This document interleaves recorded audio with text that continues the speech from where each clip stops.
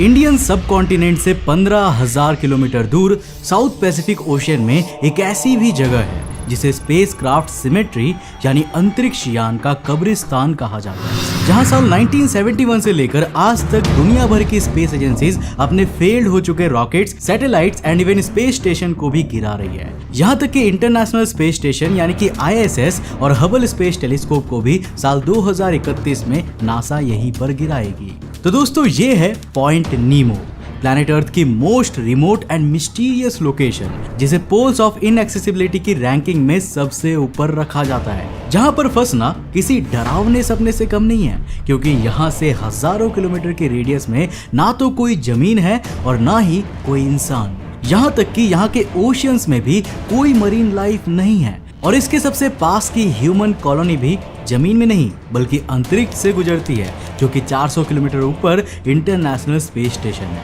तो देखो, पॉइंट नीमो को समझने से पहले हमें पोल्स ऑफ इनएक्सेसिबिलिटी को समझना होगा। पोल्स ऑफ इनएक्सेसिबिलिटी अर्थ पर मौजूद कुछ ऐसी जियोग्राफिक लोकेशंस को कहा जाता है जहां पहुंच पाना सबसे ज्यादा चैलेंजिंग होता है, क्योंकि ये लोकेशंस अर्थ के ऐसे प्लेसेस होते हैं जहां इनमें सबसे पास का कोई आइलैंड या फिर कॉन्टिनेंट हजारों किलोमीटर की दूरी पर हो सकता है, यानी पास की ह्यूमन कॉलोनी और इमरजेंसी में मिलने वाली मदद भी आपसे हजारों किलोमीटर दूर होगी, जिसके कारण इन जगहों पर पहुंचना और फिर वहां पर बिना किसी हेल्प के सरवाइव कर पाना ऑलमोस्ट इम्पॉसिबल होता है। इस तरह की लोकेशंस को scientist computer models and satellite mapping technology जैसे GSHHS, global self consistent hierarchical high resolution shorelines and Open Street Map की मदद से कैलकुलेट करते जाते हैं, जिनके बेसिस पर वैज्ञानिकों ने पूरे अर्थ पर मेजरली 9 पोल्स ऑफ इनएक्सेसिबिलिटी को ढूंढा है, जिन्हें हम 2 डिफरेंट ग्रुप्स में डिवाइड कर सकते हैं, जिनमें से पहला है ओशियानिक पोल्स ऑफ इनएक्सेसिबिलिटी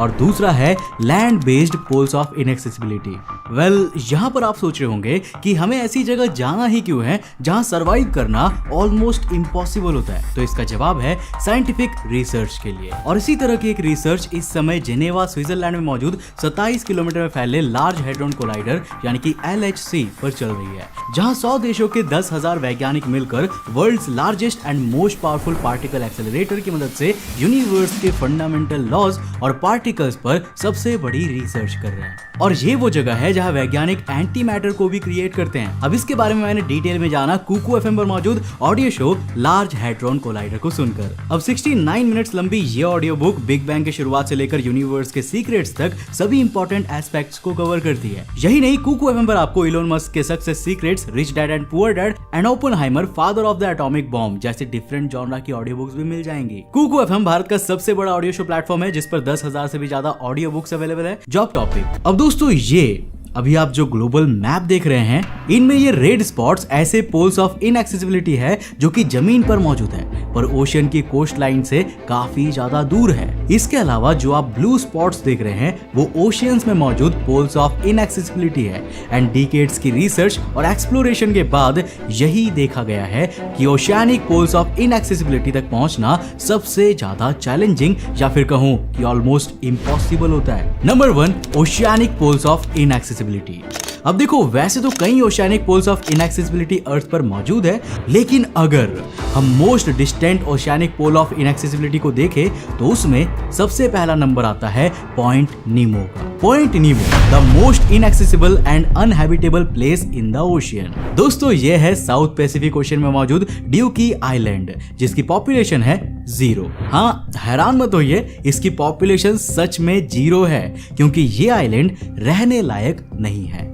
लेकिन इसके बावजूद ये कंट्री का हिस्सा है और वो कंट्री है ब्रिटेन। जी हाँ दोस्तों, पैसिफिक ओशन में मौजूद ये आइलैंड और इसके अलावा भी और भी कई आइलैंड्स ब्रिटेन की ओवरसीज टेरिटोरी का ही हिस्सा है। पर ये आइलैंड अपने आप में खास इसीलिए है क्योंकि ये आइलैंड पैसिफिक ओशन की सबसे डरावनी और सबसे खाली जगह के सबसे करीब है, जो कि है द पॉइंट नीमो। तो साल 1992 में हवोजे लुकाटेला नाम के कनेडियन रशियन इंजीनियर ने जियोस्पाशियल नाम के कंप्यूटर प्रोग्राम की मदद से पैसिफिक ओशन में एक ऐसे पॉइंट का पता लगाया जो किसी भी जमीन से सबसे ज्यादा दूर हो। और जब इस पॉइंट की डिस्कवरी हुई तो वैज्ञानिक इस जगह की एम्प्टीनेस से इतना ज्यादा प्रभावित हुए कि उन्होंने इसे पॉइंट नीमो नाम दे दिया, जो कि जूल्स वर्न्स के famous novel 20,000 leagues under the sea के कैरेक्टर कैप्टन नीमो से इंस्पायर्ड था। इसके अलावा इस नाम की एक और स्पेशलिटी ये है कि लैटिन लैंग्वेज में इस वर्ड का मतलब होता है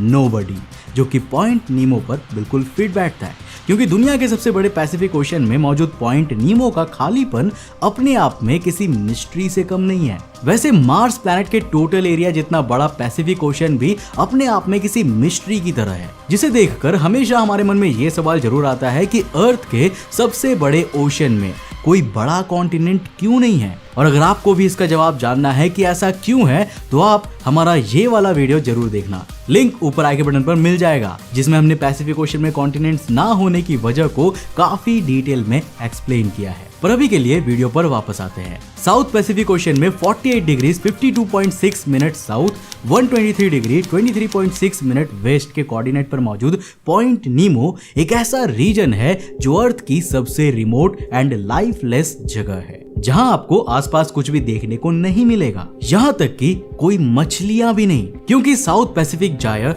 यानी ओशियानिक करंट्स के कारण ओशन के इस इलाके में वो न्यूट्रिएंट्स कभी पहुंच ही नहीं पाते जो मछलियों या किसी भी मरीन लाइफ के लिए जरूरी होता है। इसीलिए पॉइंट नीमो या इसके आसपास किसी भी तरह का कोई भी जीवन मौजूद नहीं है, और एज आई सेड जमीन भी नहीं है, क्योंकि जो ड्यूकी आइलैंड इसके सबसे ज्यादा करीब है उससे भी पॉइंट नीमो तक की दूरी 2688 किलोमीटर है, जो अर्थ के किसी भी ओशियानिक पॉइंट से जमीन तक की सबसे ज्यादा दूरी है। अब कंपैरिजन के लिए बता दूं कि ये दूरी श्रीनगर से चेन्नई के बीच की दूरी के ऑलमोस्ट बराबर है, और ये तो बस पॉइंट नीमो से उस जगह की दूरी है जहां पर कोई रहता ही नहीं, क्योंकि अगर आपको यहाँ से जमीन पर बसी सबसे पास की मानव बस्ती तक जाना है तो वो दूरी इससे भी करीब 2 गुना है, क्योंकि इसके सबसे पास मौजूद हैबिटेट प्लेस न्यूजीलैंड कंट्री है, जिसकी पॉइंट नीमो से दूरी 4828 किलोमीटर है। तो देखो, अगर आप यहाँ पर आकर कभी फंस गए तो शायद आप कभी भी दूसरे इंसानों को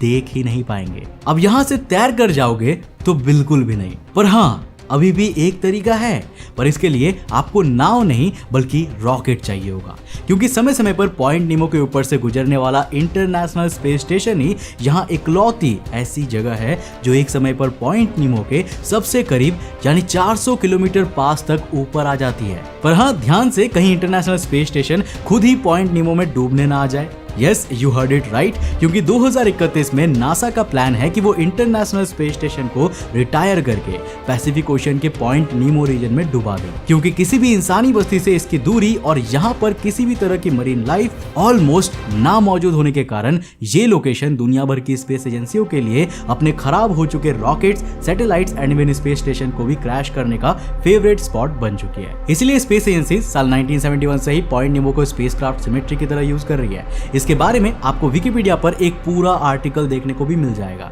जहां आज तक 263 से ज्यादा स्पेस डिब्रीज मौजूद है, जिनमें साल 1971 में आज के रशिया और उस समय के यूएसएसआर द्वारा लॉन्च किया गया ह्यूमन हिस्ट्री का पहला स्पेस स्टेशन सैल्यूट, जिसे 175 दिन स्पेस में बिताने के बाद साल 1971 में यहां पर डुबा दिया गया था, जिसके बाद अगेन यूएसएसआर द्वारा साल 1986 में लॉन्च किया गया मिर स्पेस स्टेशन, जिसे भी साल 2001 में अर्थ के एटमॉस्फेयर में री एंट्री कराते हुए पॉइंट नीमो में डुबा दिया गया। इसके अलावा अमेरिका और यूरोप के भी कई सैटेलाइट्स और रॉकेट यहाँ पर डूबी हुई है, और रिसेंटली नासा ने अनाउंस किया है कि वो आईएसएस और हबल स्पेस टेलीस्कोप को भी यहीं पर डुबाएगी। पर यहाँ सबसे बड़ा सवाल आता है पोल्यूशन का। देखो, वैसे तो पॉइंट नीमो ओशन की एक खाली जगह है, और क्योंकि यहाँ कई हजार किलोमीटर तक आसपास कोई देश या फिर ह्यूमन कॉलोनी मौजूद नहीं है, इसलिए पॉइंट नीमो पर किसी भी कंट्री का कोई भी कानून लागू नहीं होता, और इसीलिए दुनिया भर की स्पेस एजेंसीज यहाँ पर बिना किसी रोक टोक के अपने स्पेस डिब्रीज को गिराते रहते हैं। पर यूनाइटेड नेशन, जो कि ऑलमोस्ट सभी कंट्रीज का एक ग्रुप है,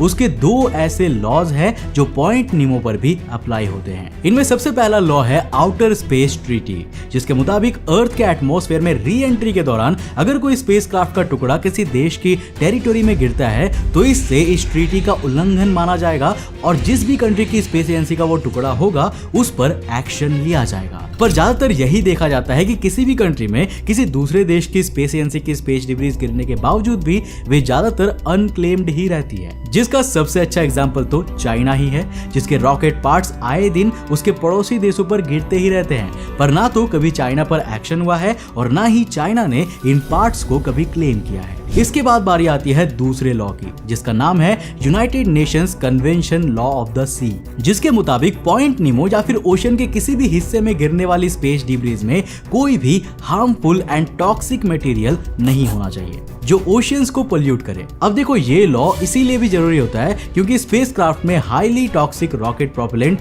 हाइड्राजीन का प्रयोग किया जाता है और ज्यादातर यही देखा जाता है कि ये फ्यूल रॉकेट के ऐसे हिस्से में होता है जो एटमॉस्फेयर में एंट्री करने के बावजूद भी जल नहीं पाता और फिर ये ओशन में गिरकर उन्हें पोल्यूट करता ही है। वैसे यहाँ पर आपके दिमाग में एक सवाल आ रहा होगा कि पॉइंट नीमो कहे जाने वाले इस छोटे से रीजन में क्या इंटरनेशनल स्पेस स्टेशन इसमें फिट हो जाएगा? तो देखो, मैं आपको बता दूं कि भले ही हम इसे पॉइंट नीमो कह रहे हैं, लेकिन ये पॉइंट पैसिफिक ओशन में कई लाख किलोमीटर में फैला है, जिसका साइज फ्रांस जैसी कंट्री के टोटल एरिया से भी 34 गुना है और इंडिया से 6 गुना बड़ी है। तो चलो अब आते हैं इस वीडियो के सेकंड पार्ट में, land based poles of inaccessibility. अब दोस्तों, जैसा कि नाम से ही पता चल रहा है कि ये पोल्स ऑफ इनएक्सेसिबिलिटी समुद्र में नहीं बल्कि जमीन पर होंगे। Number 1, northern pole of inaccessibility, जिसे कई बार आर्कटिक पोल भी कहा जाता है क्योंकि ये आर्कटिक आइलैंड पर मौजूद है, जिसके coordinates 85 degree 48 minute north, 176 degree 9 minute west है, जिसके सबसे पास की कोस्ट लाइन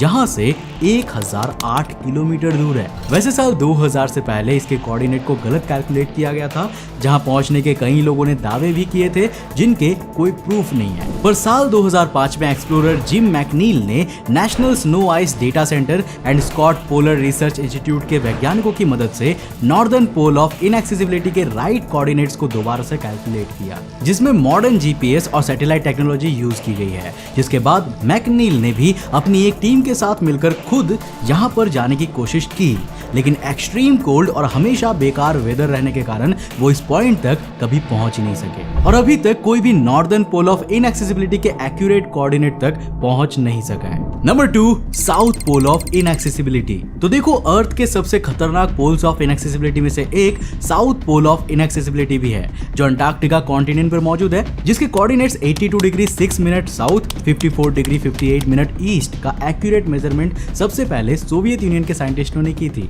और ये ऐसे रेयरेस्ट पोल ऑफ इनएक्सेसिबिलिटी में से एक है जहां पर ह्यूमंस जा चुके हैं और यहाँ पर सोवियत एंटार्क्टिक एक्सपीडिशन नाम का एक रिसर्च स्टेशन भी मौजूद है, जिसे 14 दिसंबर 1958 में सोवियत यूनियन द्वारा ही बिल्ड किया गया था, जो आज भी इतिहास की एक निशानी के तौर पर यहाँ पर मौजूद है, जिसका फेस रशिया की कैपिटल मॉस्को की ओर है। Number 3, continental poles of inaccessibility. तो देखो, अर्थ के डिफरेंट कॉन्टिनेंट्स पर भी वैज्ञानिकों ने कई ऐसे पोल्स ऑफ इनएक्सेसिबिलिटी को कैलकुलेट किए हैं, जिनकी जियोग्राफिक लोकेशन काफी ज्यादा एक्सट्रीम है और उनकी सबसे क्लोज की कोस्ट लाइन भी उस कॉन्टिनेंट पर मौजूद किसी भी और पॉइंट से सबसे ज्यादा दूरी पर मौजूद है। अब इनमें सबसे पहला नंबर आता है यूरेशियन पोल ऑफ इनएक्सेसिबिलिटी का, जो चाइना और कजाकिस्तान के बॉर्डर पर मौजूद एक पॉइंट है, जिसके कोऑर्डिनेट्स है 46 degree 17 minute north, 86 degree 40 minute east, जिसके मुताबिक इसके सबसे पास की कोस्ट लाइन 2645 किलोमीटर दूर है। ये एक रेगिस्तानी इलाका है जहां पर किसी भी तरह का कोई भी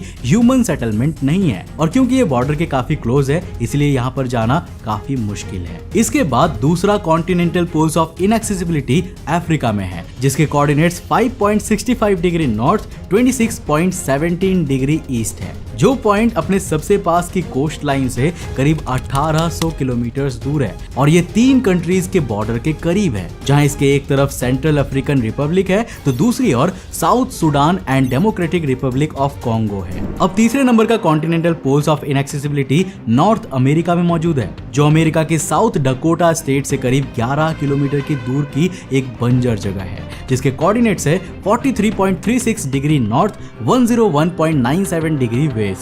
अब इसके सबसे पास की कोस्ट लाइन इससे करीब 1650 किलोमीटर दूर है और ये जगह भी अपनी एक्सट्रीम वेदर के कारण काफी चैलेंजिंग है। चौथा कॉन्टिनेंटल पोल्स ऑफ इनएक्सेसिबिलिटी भी अमेरिकन कॉन्टिनेंट पर ही मौजूद है जो इसके साउथ में मौजूद मैक्सिको कंट्री में 14.05 degree south 56.85 degree west coordinate पर मौजूद है, जो क्लोजेस्ट कोस्टल लाइन से 1500 किलोमीटर दूर है। और पांचवा continental poles of inaccessibility Australia में है, 23.17 डिग्री साउथ और 132.27 डिग्री ईस्ट कोऑर्डिनेट पर क्लोजेस्ट कोस्टल लाइन से 920 किलोमीटर दूर है, जो ऑस्ट्रेलिया के कुछ सबसे बंजर जगहों में से एक है, जहां ना आसपास पानी है और ना ही दूर दूर तक कोई इंसानी बस्ती है। तो दोस्तों अब बात करते हैं कंक्लूजन की। अब वैसे तो ये सभी पोल्स ऑफ इनएक्सेसिबिलिटी अपने आप में काफी यूनिक और चैलेंजिंग है, लेकिन फिर भी लंबे समय से वैज्ञानिकों का फेवरेट पॉइंट नीमो ही रहा है, जिसका एक कारण इससे जुड़ी एक मिस्ट्री है। तो देखो, साल 1997 में अमेरिका के national oceanic and atmospheric administration